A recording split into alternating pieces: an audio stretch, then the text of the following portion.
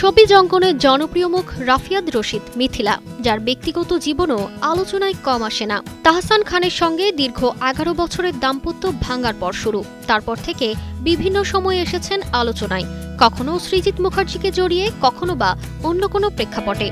আরও একবার আলোচনায় এই অভিনেত্রী। এবার প্রসঙ্গ দ্বিতীয় বিয়ে। একটা ছেলে মনে রাঙিনাতে ধীর পাইতে কাদক্কা খালে।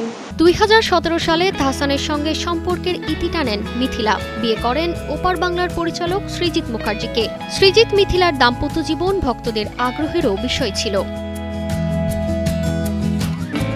তবে মধুচন্দ্রিমার সেই দিন অনেক আগেই গত হয়েছে। এখন কান পাতলেই শোনা যায় তাদের সম্পর্কের ভাঙনের গুঞ্জন।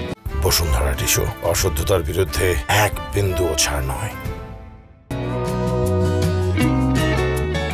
বেশ কিছুদিন ধরেই একসঙ্গে নেই এই জুটি। এই সুযোগে ভাসছে ভাঙনের খবর। সম্প্রতি এক পডকাস্টে নিজেই মুখ খুলেন মিথিলা। গুঞ্জনে আগুনে যেন যেন।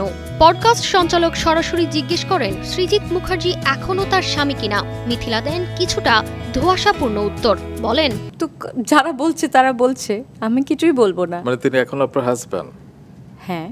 অভিনেত্রীর এমন মন্তব্যের পরই বিনোদন অঙ্গনে জোরালো প্রশ্ন। তবে কি সত্যি সৃজিত মিথিলার সম্পর্ক শেষের পথে, নাকি কেবলই ভিসা জটিলতায় দূরত্ব? শুধু সৃজিতকে নিয়ে নয়, প্রাক্তন স্বামী তাহসানের সাথে সম্পর্ক নিয়েও মুখ খুলেছেন এই অভিনেত্রী। তাহসান প্রসঙ্গে বলেন, হাসান খানের বিয়ের পরও তো নিশ্চয়ই কথা হয়েছে। হ্যাঁ, কেন হবে না? আপনার বিয়ের পরকে তিনি কথা বলেছিলেন? অবশ্যই। তারতিবা ফারুহী, কালের কণ্ঠ।